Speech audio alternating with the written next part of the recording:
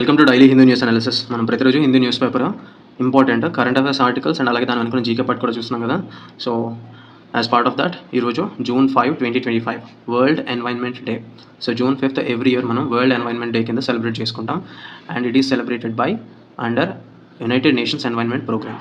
So UNEP start చేసింది ఈ environment day. So దాని గురించి డీటెయిల్డ్గా మనం ఒక ఆర్టికల్ వచ్చింది, అది చూద్దాం. So before starting the video, నిన్నటి వీడియో కింద కొంతమంది కమెంట్ సెక్షన్లో కమెంట్ చేశారు. సో దట్ వాటి గురించి ఆన్సర్ చేద్దాం. మనం వర్డ్స్ మీనింగ్స్ చెప్పేటప్పుడు స్క్రీన్ షాట్ తీసుకోవడానికి టైం అడుగుతున్నారు. జనరల్లీ ఇప్పటికే చాలా లెంత్ వస్తుంది video, almost close to 30 minutes వచ్చింది నిన్నటి వీడియో. సో ఎవ్రీడే అంత టైం మన మేజర్ ఎయిమ్ ఏంటంటే టైం అనేది తగ్గించడం. సో దట్ నేను ఎక్స్ప్లెనేషన్ మీరు వింటున్నప్పుడు ఒక పెన్ పేపర్ తీసుకొని మీన్ వైల్ నేను చెప్తున్నప్పుడే ఆ మీనింగ్స్ అనేవి నోట్ చేసుకుంటే ఇట్ బికమ్స్ ఈజీ, మనకి టైం సేవ్ అవుతుంది.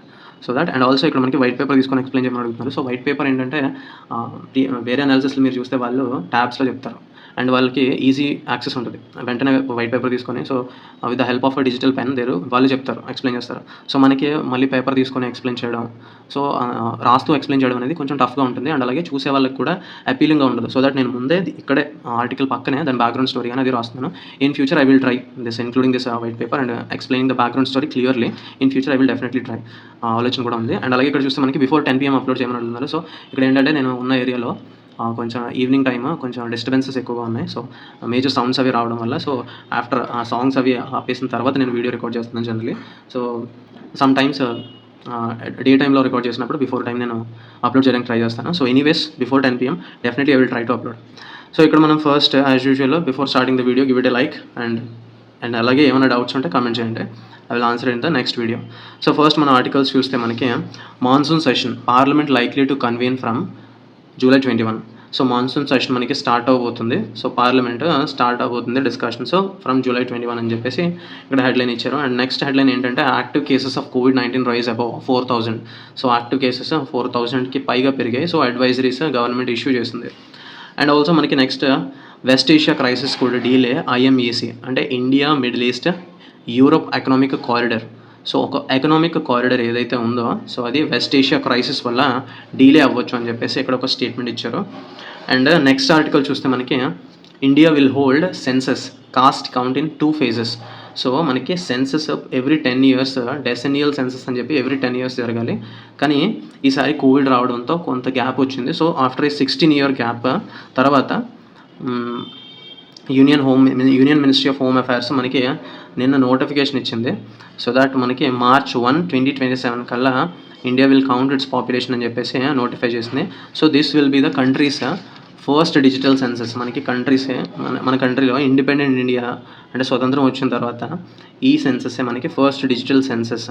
అండ్ అలాగే ఫస్ట్ ఇండిపెండెన్స్ వచ్చిన తర్వాత first inclusion enumeration of cost అంటే కాస్ట్ కౌంట్ ప్రకారం చేయడము, పాపులేషన్ ఎన్యూమరేషన్ చేయడం అనేది on cost basis. This is the first time after independence.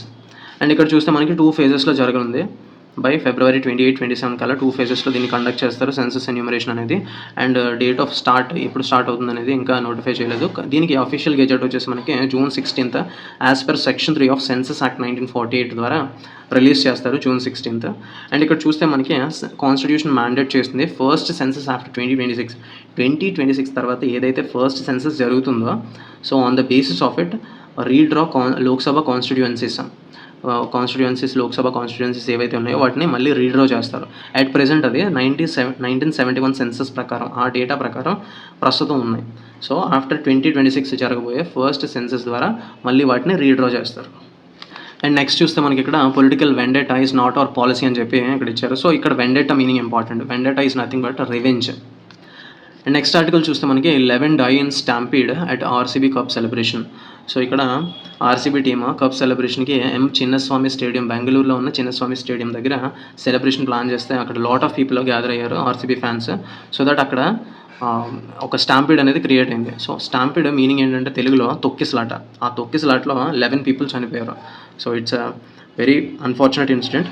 So దీని గురించి ఏం చెప్తున్నారంటే బెటర్ క్రౌడ్ మేనేజ్మెంట్ చేసి ఉండొచ్చు, లేదంటే ఈ కప్ సెలబ్రేషన్ అనేది ఇంకొంచెం బెటర్గా ప్లాన్ చేసి ఉండొచ్చు అని చెప్పేసి చెప్తున్నారు. Anyways it is an unfortunate incident. After 18 years తర్వాత RCB కప్ గెలిచిన. So this leaves as a mark on this celebration. So stampede meaning important ఇక్కడ మనకి. అండ్ నెక్స్ట్ ఆర్టికల్ చూస్తే మనకి proposal to set up MSME park in every assembly constituency gets cabinet nod. So మనకి 175 MSME parks in 175 assembly కాన్స్టిట్యుయెన్సీస్లో start చేస్తుంది AP government as part of its one family one entrepreneur policy. And next చూస్తే మనకి crack down on illegal sand mining 19 cases registered అని చెప్పి ఇచ్చారు. So ఇక్కడ Godavari river దగ్గర ఎవరైతే ఈ ఇల్లీగల్ శాండ్ మైనింగ్ చేస్తున్నారో రివర్ నుంచి, సో వాళ్ళకి 19 కేసెస్ అనేవి రిజిస్టర్ అయింది. ఎందుకంటే రీసెంట్లీ మనకి నేషనల్ గ్రీన్ ట్రిబ్యునల్ అనేది శాండ్ మైనింగ్ మీద ఒక డైరెక్టివ్ విడుదల చేసింది. అంటే శాండ్ మైనింగ్ ఆపాలి డ్యూరింగ్ దిస్ మాన్సూన్ సీజన్. ఈ మాన్సూన్ సీజన్లో శాండ్ మైనింగ్ అనేది ఆపాలి రివర్స్ నుంచి, ఎందుకంటే to protect the river ecosystem. So ఆ బ్యాన్ అనేది ఫోర్స్లో ఉండడంతో so on part of this directive ఇక్కడ శాండ్ మైనింగ్ చేస్తున్న వాళ్ళని అరెస్ట్ చేశారు, కేసెస్ రిజిస్టర్ చేశారు. అండ్ నెక్స్ట్ ఆర్టికల్ చూస్తే మనకి 4-day Masula beach festival begins today.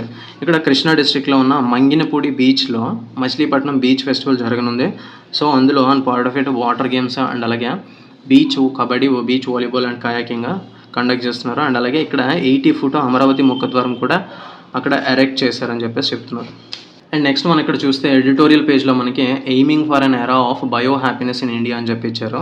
So ఇక్కడ ఈ ఆర్టికల్ సమ్మరీ చూద్దాం. అండ్ ఈ ఆర్టికల్ మనకి రాసింది ఇద్దరు పీపుల్ రాశారు. సో ఎంఎస్ స్వామినాథన్ ఫౌండేషన్ నుంచి ఒక డైరెక్టర్ బయోడైవర్సిటీ బ్రాంచ్ నుంచి రాశారు. అండ్ అలాగే డాక్టర్ సౌమ్య స్వామినాథన్ ఈవిడ కూడా రాశారు. సో ఈ ఆర్టికల్ సమ్మరీ చూద్దాం సింపుల్గా. సో ఇక్కడ recently on trip to Arunachal Pradesh అక్కడ వెళ్ళి చూస్తే వీళ్ళకి డైట్లో full of green leafy vegetables అనేవి ఫారెస్ట్ నుంచి కలెక్ట్ చేసిన ఫ్రెష్లీ ప్లక్డ్ వెజిటబుల్స్ చూశారు. సో దట్ ఇక్కడ మనకి one can find this green leafy vegetables and wild life fruits కానీ అండ్ మిల్లెట్స్ కానీ బీన్స్ లెగ్యూమ్స్ ట్యూబర్స్ కానీ ఇవి స్టేట్ లోకల్ ట్రెడిషన్స్లో ఉన్న వాళ్ళకి మోస్ట్లీ డైవర్సిఫైడ్ డైట్ అనేది వీళ్ళు ఫాలో అవుతున్నారు. అండ్ ఇక్కడ చూస్తే అరుణాచల్ ప్రదేశ్లో Nyishi and Apatani tribal communities more knowledgeable about this nutritional and medicinal properties of this local ప్లాంట్స్లో ఉన్న మెడిసినల్ ప్రాపర్టీస్ కానీ అండ్ అలాగే న్యూట్రిషనల్ ప్రాపర్టీస్ కానీ వాళ్ళకి బాగా తెలుసు. అండ్ అలాగే రీసెంట్లీ మనకి చూస్తే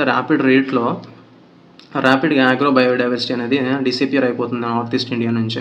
అండ్ ఇక్కడ చూస్తే అండ్ అలాగే రేట్ ఆఫ్ స్పీసీస్ ఎక్స్టెన్షన్ కూడా ఆల్ ఓవర్ ద గ్లోబ్ చాలా ఎక్కువగా ఉంది. స్పీసీస్ ఎగ్జింట్ అయిపోతున్నాయి అంటే అంతరించిపోతున్నాయి. అండ్ ఇక్కడ చూస్తే traditional knowledge about the medicinal properties కానీ nutritional properties of this foods కానీ క్యూలినరీ ప్రాక్టీసెస్ ఏవైతే ఉన్నాయో అంటే క్యూలినరీస్ అంటే వంటకాలు ఆ ప్రాక్టీసెస్ ఏవైతే ఉన్నాయో అవి కూడా ఎక్స్టెంట్ అయిపోతున్నాయి ట్రైబల్ కమ్యూనిటీస్లో అని చెప్తున్నారు. అండ్ ఇక్కడ చూస్తే India almost 2% of global area ఉన్నప్పటికీ గ్లోబల్ ల్యాండ్ ఏరియా ఉంటే దానికి 8% of global biodiversity, it harbours nearly 8% global biodiversity ఉంది మనకి. అండ్ అలాగే India is one of the 17 mega divorce countries in the world. And అలాగే 4 of 36 గ్లోబల్ బయోడైవర్సిటీ హాట్స్పాట్స్ మనకి ఇండియాలోనే ఉన్నాయి. And it is one of just 8 centers of global food crop diversity. ఈ facts అనేవి important when you're writing అన్న UPSC and APPSC answers. ఈ facts అనేవి మనం ఆన్సర్ స్టార్టింగ్లో పెడితే ఎఫెక్టివ్గా ఉంటుంది. అండ్ ఇక్కడ చూస్తే గ్లోబల్ ఫుడ్ సిస్టమ్స్ మనకి mostly dominated by 3 crops: rice, wheat, maize. Wheat almost ఇవే మనకి 50% ఆఫ్ ప్లాంట్ బేస్డ్ క్యాలరీస్ని డామినేట్ చేసి గ్లోబల్ ఫుడ్ సిస్టమ్స్ని కూడా డామినేట్ చేసి అని చెప్తున్నారు. అండ్ అలాగే మనకి non communicable diseases, diabetes, obesity globally rise అవుతున్నాయి. టెక్నాలజీ అడ్వాన్స్ అయినప్పటికీ అగ్రికల్చర్లో సో ఈ ఎన్సీడీస్ని మాత్రం మనం ప్రివెంట్ చేయలేకపోతున్నాం అని చెప్తున్నారు. అండ్ అలాగే లోకలీ గ్రోన్ క్రాప్స్ ఏవైతే ఉన్నాయో స్మాల్ మిల్లెట్స్ కానీ yams, tubers, buckwheat, amaranth, jackfruit వీటిని మనం ఇగ్నోర్ చేశారు. అండ్ సో దట్ ఈ వీటిని మనం ఎలా క్లాసిఫై చేస్తారంటే neglected and underutilized species అని చెప్పేసి క్లాసిఫై చేశారు. వాటికి ఇంకో పేరే ఆర్ఫన్ క్రాప్స్. సో వీటిని ఆపర్చునిటీ క్రాప్స్ అని కూడా అంటాం. Because they are nutritionally dense and క్లైమేట్కి రెసిలియంట్గా ఉంటాయి అండ్ లోకల్ ఎన్వైరన్మెంట్స్కి అడాప్టబిలిటీతో ఉంటాయి అవి. సో ఈ ఆర్ఫన్ క్రాప్స్ ఏవైతే ఉన్నాయో, ఆపర్చునిటీ క్రాప్స్ ఏవైతే ఉన్నాయో దే ఆల్వేస్ లోకల్ క్యూలినరీ ట్రెడిషన్స్లో ఉన్నాయి, కల్చరల్ ఐడెంటిటీని, ఎకలాజికల్ నాలెడ్జ్కి లింక్ అయి ఉన్నాయి అవి. అండ్ ఇక్కడ చూస్తే మనకి Kolli hills, eastern ghats of తమిళనాడులో ఉన్న కొల్లీ హిల్స్కి ఇక్కడ గ్రోయింగ్ లోకలీ అడాప్టెడ్ మిల్లెట్స్ని గ్రో చేయడంలో వీళ్ళు ఎక్కువ ప్రిఫర్ చేస్తారు. అండ్ ఇన్స్టెడ్ ఆఫ్ కానీ రీసెంట్లీ వీళ్ళు over the 3 decades cultivating cash క్రాప్స్ని కల్టివేట్ చేస్తున్నారు. కసావా, కాఫీ, పెప్పర్ వీటికి షిఫ్ట్ అయిపోవడం వల్ల there is a decline in agro biodiversity. And అలాగే to prevent the erosion of millet crop diversity. So ఆ millet crop diversity తగ్గిపోతుంది కదా ఆ డైవర్సిటీ అనేది. సో దాన్ని ప్రివెంట్ చేయాలి మనం అంటే పార్టిసిపేటరీ రీసెర్చ్ గ్రూప్స్ని కానీ, ఫార్మర్స్ గ్రూప్స్ని కానీ ఎంపవర్ చేయాలి. ఎస్పెషల్లీ విమెన్‌ని ఎంపవర్ చేయాలి. అండ్ అలాగే ట్రెడిషనల్ నాలెడ్జ్ ఏదైతే ఉందో, బెస్ట్ ప్రాక్టీసెస్ ఏవైతే ఉన్నాయో వాటిని మనం వాటిని మనం ప్రిజర్వ్ చేసుకోవాలి. ఫ్యూచర్ జనరేషన్స్‌కి అందించాలి. అండ్ అలాగే సాయిల్ వైటిలిటీని ఇంప్రూవ్ చేయాలి. Diversifying crop production, improving local processing and value addition leading to increasing ఇవన్నీ చేస్తే ఆటోమేటిక్గా ఫార్మర్స్ ఇన్కమ్ అనేది ఇంక్రీజ్ అవుతుంది definitely. And India's action plan ఏంటంటే UN declared international year of millets. So last year మనకి UN declared that year as international year of millets and Shri Anna Yojana. So ఇవి mostly మనకి production, productivity, consumption, export, strengthening value chains, branding, creating awareness for health benefits వీటి మీద ఎక్కువ focus చేశాయి ఈ శ్రీ అన్న యోజన అనేవి schemes. And state owned schemes కూడా ఉన్నాయి. ఒడిశా మిల్లెట్ మిషన్ అని చెప్పేసి స్టేట్ ఓన్డ్ స్కీమ్స్ కూడా ఉన్నాయి. సో అందులో మైనర్ మిల్లెట్స్ని ఇంక్లూడ్ చేశారు. అవి మనకి పబ్లిక్ డిస్ట్రిబ్యూషన్ సిస్టమ్, ఇవి రేషన్ షాప్స్లో కూడా మనం డిస్ట్రిబ్యూట్ చేస్తే సో న్యూట్రిషన్ అనేది అందరికీ అందుతుందని చెప్పేసి చెప్తున్నారు. అండ్ అలాగే ఎవర్ గ్రీన్ రెవల్యూషన్ అనేది స్వామినాథన్ స్టార్ట్ చేశారు కదా అప్పుడు. So mid 1960s green revolution start చేసినప్పుడు సో మోస్ట్లీ అది కెమికల్స్ అయిపోయింది, కెమికల్ ఇంటెన్సిఫికేషన్ ఎక్కువైపోయింది. యాక్చువల్గా స్టార్ట్ చేసింది ఫుడ్ సెక్యూరిటీ కోసం. So usage of chemicals, fertilizers అనేది ఎక్కువైపోయిందని చెప్తున్నారు. సో ఇన్స్టెడ్ మనం ఈ ట్రెడిషనల్ నాలెడ్జ్ మీద ఫోకస్ చేసే బయో హ్యాపీనెస్ అనేది ఇండియాలో పెంచాలి అని చెప్పేసి అదే మన ఎయిమ్ కింద ముందుకెళ్ళాలని చెప్పేసి ఆర్టికల్లో చెప్తున్నారు. అండ్ నెక్స్ట్ చూస్తే మనకి at long last in IPL win RCB finally laid old ghost and recent memes to rest. So ఇక్కడ చూస్తే ఆర్సీబీస్ ట్రయంప్ అనేది ఇచ్చారు. సింపుల్గా చూద్దాం మనం. 2008లో ఏప్రిల్ 18న ఫస్ట్ మ్యాచ్ ఆడింది ఆర్సీబీ. అండ్ అక్కడ చూస్తే మనకి next over the period of 18 ఎడిషన్స్లో కూడా వాళ్ళు 3 times రన్నర్అప్స్ కింద ఉన్నారు. 3 times రన్నర్అప్లో మిగిలిపోయారు. 2009 అండ్ 11 అండ్ 16లో 3 yearsలో రన్నర్అప్ కింద ఉన్నారు. సో గెలవలేదు. అండ్ నెక్స్ట్ చూస్తే ఆ టైంలో ఈ ఆర్సీబీలో స్టాల్వర్డ్స్ చాలామంది ఉన్నారు. అంటే Rahul Dravid, AB de Villiers, Chris Gayle, Ross Taylor New Zealand వ్యక్తి. సో ఇటువంటి స్టాల్వర్డ్స్ ఉన్నారు. కానీ కోహ్లీ ఎందుకు ఇందులో ఫేమస్ అంటే Kohli is the backbone of this RCB. ఎందుకంటే ఈ ఆర్సీబీ ఫ్రాంచైజ్ స్టార్ట్ చేసినప్పటి నుంచి ఫస్ట్ ఎడిషన్ నుంచి స్టిల్ 18 years పాటు కంటిన్యూ అయ్యారు ఆర్సీబీ జెర్సీతో. So it is and also ఈ ఇయర్ ఇప్పుడు ఐపీఎల్ ట్రోఫీ వీళ్ళు సంపాదించింది. So included all over team ఎఫర్ట్తో సంపాదించారు. సో కృణాల్ పాండ్యా, స్పెల్స్ కానీ, జోస్ హ్యాజల్వుడ్ వీళ్ళందరి సహకారంతో వీళ్ళు టైటిల్ని నెగ్గారని చెప్తున్నారు. అండ్ ఇక్కడ చూస్తే మనకి పంజాబ్ కూడా లాస్ట్ సీజన్స్లో ప్లే ఆఫ్స్ కూడా వచ్చేది కాదు. So first time it got in to the play offs and straight to the play offs and to the final as well. And అలాగే ఇక్కడ చూస్తే ఈ ఇయర్ ఐపీఎల్లో సిఎస్కే మాత్రం డౌన్ ద టేబుల్ అయిపోయింది. So champion CSK. సో ఇటువంటి and అలాగే IPL జరుగుతున్నప్పుడు మధ్యలో ఆపరేషన్ సింధూర్ వచ్చింది. సో దానివల్ల ఐపీఎల్ సస్పెండ్ అయింది, మధ్యలో తిరిగి మళ్ళీ స్టార్ట్ అయింది. సో ఇదంతా హోప్ఫుల్లీ లాస్ట్కి అండ్ అలాగే కొన్ని అద్భుతాలు చూసాం. అంటే ఐపీఎల్ రాజస్థాన్ రాయల్స్కి చెందిన 14 ఏళ్ల యువకుడు వైభవ్ సూర్యవంశీ అని చెప్పేసి ఫాస్టెస్ట్ 100 చేశాడు. So youngest person to make fastest 100. And అలాగే ఇట్లా చాలా ఈవెంట్స్ని తట్టుకుంటూ లాస్ట్ ఫైనల్ అయింది. సో ఆర్సీబీ విన్ అయిందని చెప్పేసి ఈ ఆర్టికల్ ఇచ్చారు సింపుల్గా. అండ్ నెక్స్ట్ చూస్తే మనకి ఫాలోయింగ్ షార్ట్ అని చెప్పి ఎడిటోరియల్ పేజ్లో ఒక ఆర్టికల్ వచ్చింది. India must ensure technology transfer in the EV segment అని చెప్పి ఇచ్చారు. ఈవీ అంటే ఎలక్ట్రిక్ వెహికల్. సో ఈ ఆర్టికల్ గురించి మనం ప్రీవియస్ అనాలిసిస్లో చూసాం. ప్రీవియస్ 2 days బ్యాక్ వచ్చింది. సో ఇదేంటంటే మనకి యూనియన్ గవర్నమెంట్ ఒక స్కీమ్ నోటిఫై చేసింది. Scheme to promote manufacturing of electric passenger cars in India. So under this scheme ఏంటంటే ఫారెన్ నుంచి మనం అవుట్ సైడ్ నుంచి ఇంపోర్ట్ చేసుకోవచ్చు కంప్లీట్లీ బిల్డప్ యూనిట్స్. దాని మీద ఇంపోర్ట్ డ్యూటీ 15% వరకు కన్సెషన్ ఇస్తారు. అండ్ మనకి ఇది 8,000 యూనిట్స్ వరకు completely build mass units annually import చేసుకోవచ్చు up to 5 years. For each manufacturer 5 years పాటు 8,000 యూనిట్స్ ఇంపోర్ట్ చేసుకోవచ్చు with concessional 15% import duty.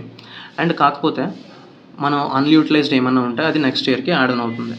And so that కానీ ఈ పాలసీస్ అన్నీ తీసుకొచ్చినప్పటికీ ఈవీ ప్రొడక్షన్ని బూస్ట్ చేయడానికి, మ్యానుఫ్యాక్చరింగ్ని బూస్ట్ చేయడానికి తీసుకొచ్చినప్పటికీ డీకార్బనైజింగ్ దిస్ ట్రాన్స్పోర్టేషన్ మొబిలిటీ అనేది డీకార్బనైజ్ చేయడం మాత్రం India is looking after it అని చెప్పేసి ఇచ్చారు. అండ్ అలాగే ఇక్కడ ఒక స్కీమ్ చూస్తే మనకి faster adoption and manufacturing of hybrid and electric vehicles in India FAME scheme మనకి 5 years పాటు ఎక్స్పాండెడ్ to 10,000 crore 2019 వరకు ఎక్స్పాండ్ అయింది. ఫేమ్ స్కీమ్ కూడా related to this adoption of this and manufacturing of this electric vehicles. And next editorial చూస్తే మనకి అంతగా important కాదు, ఇది టూ మచ్ వెరీ డెప్త్గా ఉంది. So exam point of view అంత ఇంపార్టెంట్ కాదు, కానీ ఇక్కడ ఒక న్యూ టర్మ్ వచ్చింది మనకి, exposomics for better environmental health. So ఇక్కడ ఎక్స్పోసామిక్స్ అంటే it is a study of the impact of environment exposures on human health. Exposomics అంటే ఇప్పుడు ఎన్వైరన్మెంటల్ హజార్డ్స్ ఏవైతే ఉన్నాయో ఎన్వైరన్మెంటల్ ఎక్స్పోజర్స్ ఏమైతే ఉన్నాయో వాటి ఇంపాక్ట్ హ్యూమన్ హెల్త్ మీద ఎలా ఉంటుంది త్రూ అవుట్ ద లైఫ్ అని చెప్పేసి చదవడాన్ని మనం ఎక్స్పోసామిక్స్ అంటాం. అండ్ ఇక్కడ చూస్తే వరల్డ్ ఎన్వైరన్మెంట్ డే మనకి 2025 థీమ్ ఏంటంటే to beat plastic pollution. And every year మనకి సెలబ్రేషన్స్ ఒక కంట్రీలో జరుగుతుంటాయి. సో ఈ ఇయర్ మనకి 2025లో రిపబ్లిక్ ఆఫ్ కొరియాలో జరగనున్నాయి. అండ్ మనకి వరల్డ్ ఎన్వైరన్మెంట్ డే మనకి UNEPA united nations environment programme 1973లో స్టార్ట్ చేసింది. సో దట్ వెరీ ఇంపార్టెంట్, ఈ థీమ్ అనేది చాలా important, world environment theme to beat plastic pollution. And next opinion పేజ్లో మనకి ఆర్టికల్ చూస్తే best in India's clean energy transition. So energy security గురించి ఇచ్చారు. సో సింపుల్లీ సమ్మరీ చూద్దాం మనం. ఎనర్జీ సెక్యూరిటీ ఇండియాకి చాలా important because of it's growing population. Energy security అనేది చాలా ఇంపార్టెంట్. అండ్ ఇక్కడ చూస్తే మోస్ట్లీ 4 ప్లాంక్స్ మీద ఇది ఎనర్జీ సోర్సెస్ అనేవి డిపెండ్ అయి ఉన్నాయి. Availability, accessibility, affordability and environmental acceptability. So వీటి మీద ఫోకస్ అయింది మన ఎనర్జీ సెక్యూరిటీ ప్లాన్ అనేది. అండ్ అఫోర్డబుల్ పవర్ అందించాలి విత్ లోవర్ ఎమిషన్స్ అని చెప్పేసి మన టార్గెట్. సో SDG 7 అనేది చాలా important, United nations sustainable development goal 7 వచ్చేసి మనకి access to clean energy. So ఈ యాక్సెస్ టు క్లీన్ ఎనర్జీ ఏంటంటే మన ఇండియా ఆల్రెడీ ఒక టార్గెట్ పెట్టుకుంది, 500 GW of installed power capacity from non conventional fuels by 2030. అంటే ఆల్మోస్ట్ రెన్యూబుల్ సోర్సెస్ నుంచి 500 GW installed power capacity మనకి రావాలి అని చెప్పేసి టార్గెట్ పెట్టుకుంది. సో అందులో భాగంగా ఆల్రెడీ 217 అట్ ప్రెజెంట్ మనకి Jan 2025 కల్లా 217 GW అచీవ్ చేస్తుంది. So still a lot to achieve.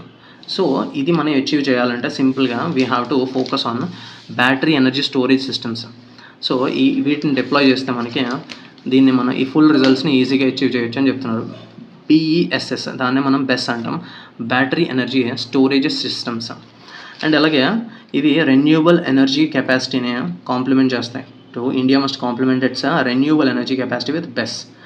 And central and state grids మీద ఫోకస్ చేయాలి. అండ్ కన్సెషనల్ ఫైనాన్సింగ్ ఇవ్వాలి. అండ్ మ్యానుఫ్యాక్చరింగ్ లోకలైజ్ చేయాలి. And recycling opportunities India can utilize this BESS. So ఈ స్ట్రాటజీని మనం యూజ్ చేస్తే ఈజీగా మనం క్లీన్ ఎనర్జీ ట్రాన్సిషన్ అనేది అచీవ్ చేయొచ్చు అని చెప్తున్నారు. So mostly 1 point is main important ఇక్కడ ఏంటంటే బెస్, ఈ టెక్నాలజీ ఈ డిప్లాయ్మెంట్ అనేది మనం చేసుకోవాలి. So in order to achieve SDG goal 7 ఏంటి, SDG గోల్ 7 ఏం చెప్తుందంటే access to clean energy. So ఇక్కడ చూస్తే మనకి ఒక లైన్ చెప్తాను, ఇది కన్క్లూజన్లో మీకు ఉపయోగపడుతుంది. UPSC కానీ APPSCకి కానీ కన్క్లూజన్లో రిలేటెడ్ టు విమెన్ ఎంపవర్మెంట్ కానీ విమెన్ రిలేటెడ్ ఏమైనా క్వశ్చన్స్ వస్తే దానికి కన్క్లూషన్ కింద ఉపయోగపడుతుంది. Empowering women is essential for achieving India's vision of a sustainable development nation by 2047. So ఈ లైన్ అనేది ఇన్క్లూడ్ చేస్తే it adds more value to your answer. Empowering women is essential for achieving India's vision of a sustainable development nation by 2047. And next article చూస్తే మనకి government to bring new national policy on senior citizens అని చెప్పి ఇచ్చారు. So ఇక్కడ ఒక estimation ఏంటంటే population projections estimate ఏం చెప్తుందంటే 20% ఆఫ్ ద కంట్రీ మనకి సీనియర్ సిటిజన్స్ అవ్వబోతారు. బై 2047 కల్లా 20% ఆఫ్ ద కంట్రీ సీనియర్ సిటిజన్సే ఉంటారు అని చెప్పేసి ఒక ప్రొజెక్షన్ అనేది వచ్చింది. సో దట్ దానికి అనుగుణంగా మనం డ్రాఫ్ట్ పాలసీని రిఫ్లెక్ట్ చేసే విధంగా, డెమోగ్రాఫిక్ రియాలిటీస్ని రిఫ్లెక్ట్ చేసే విధంగా India should create a draft policy on senior citizens. And next article చూస్తే మనకి Modi likely to attend bricks summit in Brazil next మంత్లో బ్రాజిల్లో జరిగే బ్రిక్స్ సమ్మిట్కి, అంటే బ్రాజిల్లో ఉన్న రియో డి జెనీరో, సో అక్కడ జరగబోయే బ్రిక్స్ సమ్మిట్కి లైక్లీ టు మోస్ట్లీ అటెండ్ అవుతారని చెప్తున్నారు. So visit closely seen by US government. So ఎందుకంటే ఇక్కడ US is not part of BRICS grouping. So ఈ బ్రిక్స్ గ్రూపింగ్ గురించి మనం స్టాటిక్ పార్ట్ ఏంటో చూద్దాం. సో లాస్ట్ ఇయర్ సమ్మిట్ వచ్చేసి మనకి కజన్లో జరిగింది, రష్యాలో జరిగింది 2024లో. సో ఈ బ్రిక్స్ సమ్మిట్ ఎలా ఫామ్ అయింది, ఎందుకు ఫామ్ అయిందో చూద్దాం. సో ఈ బ్రిక్స్ సమ్మిట్ అనేది స్టార్టింగ్ ఇనీషియల్గా మనకి బ్రిక్ అనేది ఫామ్ అయింది, అంటే ఎస్ లేదు, ఓన్లీ BRIC ఉంది. ఈ బ్రిక్ అంటే మనకి బ్రాజిల్, రష్యా, ఇండియా, చైనా, ఈ 4 కంట్రీస్తో మనకి 2009లో ఫస్ట్ సమ్మిట్ వచ్చేసి మనకి ఎకతెరిన్బర్గ్ అనేది ప్లేస్లో రష్యాలో జరిగింది 2009లో, గుర్తుపెట్టుకోండి. అండ్ నెక్స్ట్ మనకి 2010లో సౌత్ ఆఫ్రికా కూడా జాయిన్ అయింది. సో 2010లో ఇది మనకి బ్రిక్స్ కింద కన్వర్ట్ అయింది. సో దాట్ అండ్ నెక్స్ట్ ఏంటంటే నెక్స్ట్ సమ్మిట్స్ జరుగుతూ ఉన్నాయి ప్రతి ఇయర్. అండ్ 2014లో ఫోర్టలీజా డిక్లరేషన్తో న్యూ డెవలప్మెంట్ బ్యాంక్ అనేది స్థాపించారు. ఇది ఒక మల్టీలేటరల్ డెవలప్మెంట్ బ్యాంక్. సో ఈ బ్యాంక్ హెడ్ క్వార్టర్స్ వచ్చేసి మనకి షాంఘైలో ఉంది. చైనాలో ఉన్న షాంఘై నగరంలో ఈ ఎన్డీబీ హెడ్ క్వార్టర్స్ అనేది ఉంది. అండ్ రీసెంట్లీ మనకి ఇంకొక ఆల్రెడీ ఇప్పుడు 5 ఉన్నాయి. ఇందులో 5 కంట్రీస్ ఉన్నాయి మెంబర్ స్టేట్స్ కింద. సో దీనికి యాడ్ ఆన్గా ఇంకొక 6 మెంబర్స్ని ఇంక్లూడ్ చేసుకున్నారు. ఆ 6 మెంబర్స్ ఎవరైతే, ఈ బ్రిక్స్ అంటే మనం ఈజీగా గుర్తుపెట్టుకుంటాం. ఇక్కడ బ్రిక్స్ అని చెప్పేస్తే ఈ 5 కంట్రీస్ చెప్పొచ్చు, కానీ ఈ 6 ఎలా గుర్తుపెట్టుకోవాలో చూద్దాం. సో ఏవైనా గుర్తుపెట్టుకున్నప్పుడు ఈజీగా, నిన్న G7 కంట్రీస్ చూసాం, అలాగే ఇప్పుడు బ్రిక్స్ చూస్తున్నాం. సో ఈజీగా ఈ 6 కంట్రీస్ ఎలా గుర్తుపెట్టుకోవాలి అంటే, ముందు క్లబ్ చేయండి ఈజిప్ట్ అండ్ ఇథియోపియా, ఈ 2 క్లబ్ చేయండి. ఈ మీద ఉన్నాయి ఈజిప్ట్ అండ్ ఇథియోపియా, ఎందుకంటే ఈ బోత్ ఆర్ మనకి ఆఫ్రికన్ కంట్రీస్. సో ఆ 2 క్లబ్ చేద్దాం. అండ్ ఇక్కడ చూస్తే వెస్ట్ ఏషియాలో ఉన్న countries, west and Middle East ఏషియాలో ఉన్న కంట్రీస్ ఈ 3: ఇరాన్, యుఏఈ, సౌదీ అరేబియా. అంటే సౌదీ అరేబియా, యుఏఈ పక్క పక్కనే ఉంటాయి. సో ఈ 2 క్లబ్ చేద్దాం. సో ఇరాన్ ఈజ్ మనకి ఎప్పుడు మనకి శాంక్షన్స్ విధించబడి ఉంటుంది Iran. So Iran is seen as a different entity. And మనకి అర్జెంటీనా వచ్చేసి మనకి సౌత్ అమెరికాలో ఉంది, అంటే బ్రెజిల్ పక్కనే ఉంది. సో ఇక్కడ బ్రెజిల్కి రిలేటెడ్ ఒక కంట్రీ ఉంది, అది అర్జెంటీనా. సో ఈజీగా 11 కంట్రీస్ ఎలా చెప్తాను చూడండి. సో బ్రిక్స్ వచ్చేసి మనకు 5 కంట్రీస్ చెప్పేస్తాం మనం ఈజీగా: Brazil, Russia, India, China, south Africa. And ఈ 6 కంట్రీస్ ఎలా చెప్తామంటే, ఫస్ట్ 2 మనకి African countries, Egypt and Ethiopia. And next middle east మనకి మిడిల్ ఈస్ట్లో ఉన్న కంట్రీస్ ఏంటి, Saudi Arabia and UAE. And Iran వచ్చేసి ఒక డిఫరెంట్ ఎంటిటీ. అండ్ అలాగే అర్జెంటీనా అలాంగ్ విత్ బ్రెజిల్ మనకి సౌత్ అమెరికాలో ఉంది కాబట్టి. సో ఈజీగా 11 కంట్రీస్ మనం గుర్తుపెట్టుకోవచ్చు. అండ్ నెక్స్ట్ ఇక్కడ చూస్తే మనకి ఇది ఎందుకు ఫామ్ అయింది అంటే, ఆన్ అగేన్స్ట్ నిన్న చూసాం మనం G7, నిన్న అనాలిసిస్లో చూసాం G7 గురించి. So G7 is world leading nations, industrialised nations మనకి. సో దానికి అగెనెస్ట్గా, దానికి కౌంటర్ వెయిట్గా మనకి బ్రిక్స్ అనేది ఫామ్ అయింది. అండ్ బ్రిక్స్ ఈజ్ ఆల్సో మనకి డీడాలరైజేషన్, అంటే యూఎస్ డాలర్స్ని అగెనెస్ట్గా న్యూ కరెన్సీని ట్రేడ్కి ఉపయోగించాలని చెప్పేసి డీడాలరైజేషన్ ప్లాన్స్ అనేవి బ్రిక్స్కి ఉంది. So that is the main problem for US. And Madhya Pradesh chief minister ఎవరంటే మనకి Mohan Yadav. And next article చూస్తే మనకి India set to assume presidency of IIAS, global federation. So international institute of administrative sciences 2025 నుంచి 2028 term, 3 years of term మనకి India గెలిచింది ప్రెసిడెన్సీని. So that it will hold this presidency. So ఇదేంటంటే scientific research and public administration చేస్తుంది global federation. So India has been a member since 1998 నుంచి India is a member. So represented by department of administrative reforms and public grievances, DARPG. So ఆ department represent చేస్తుంది India నుంచి. And next చూస్తే మనకి centre asks states to ensure supply of medical oxygen, isolation beds, ventilators. So centre స్టేట్స్ని అడిగింది to make sure that medical oxygen supply కానీ and isolation beds కానీ ventilators కానీ రెడీగా ఉంచుకోండి అని చెప్పేసి ఒక డైరెక్టివ్ అనేది సెంటర్ స్టేట్స్కి ఇచ్చింది. అండ్ నెక్స్ట్ చూస్తే మనకి IRCTC's digital drive deactivates 2.5 crore suspect user IDs. So ఇక్కడ చూస్తే టికెటింగ్ ఇన్ఫ్రాస్ట్రక్చర్ IRCTC ఏం చేసిందంటే, చాలా అకౌంట్స్ని డీయాక్టివేట్ చేసింది. ఎందుకంటే they are being treated as bots. ఈ బాట్స్ని ఉపయోగించే టికెట్ బుకింగ్ సిస్టమ్ అనేది చేస్తున్నారు చాలామంది. సో దాట్ వాటిని ఐడెంటిఫై చేసి సస్పిషియస్ యూజర్ ఐడీస్ని సస్పెండ్ చేసింది. అండ్ నెక్స్ట్ ఆర్టికల్ చూస్తే మనకి Bangladesh drops the title of father of the nation for Sheikh Mujibur Rahman. So ఈయన ఫ్రీడమ్ ఫైటర్ కింద పరిగణించబడతాడు ఈ బంగ్లాదేశ్లో. సో దాట్ 1971 వార్లో జరిగినప్పుడు ఈ రోల్ ఆఫ్ ఫ్రీడమ్ ఫైటర్స్లో భాగంగా ఈయనకి ఫాదర్ ఆఫ్ ది నేషన్ అని చెప్పేసి పిలుస్తారు. సో ఈయన్ని father of the nation title అనేది డ్రాప్ చేసింది బెంగాల్. సో అండ్ అలాగే రీసెంట్లీ వాళ్ళ కంట్రీ కరెన్సీ మీద కూడా ఈయన ఇమేజ్ అనేది రిమూవ్ చేసింది. And RCB became champions of 18th season of IPL. So that మనకి కొన్ని ఫ్యాక్ట్స్ అనేవి ఇంపార్టెంట్, మోస్ట్లీ అడగవచ్చు రైల్వే ఎగ్జామ్స్లో కానీ SS లెవెల్లో. ఎందుకంటే ఇక్కడ చూస్తే మనకి మోస్ట్ ఆరెంజ్ క్యాప్ వచ్చింది మనకి సాయి సుదర్శన్ గుజరాత్ టైటన్స్ నుంచి, హైయెస్ట్ రన్ గెటర్ ఈయన. అండ్ అలాగే ప్రసీద్ ఈయన కూడా గుజరాత్ టైటన్స్ నుంచి most wickets and purple cap. And ఇక్కడ చూస్తే హైయెస్ట్ ఇండివిజువల్ స్కోర్ మనకి Abhishek Sharma, he's from SRH. And 14 yearsలోనే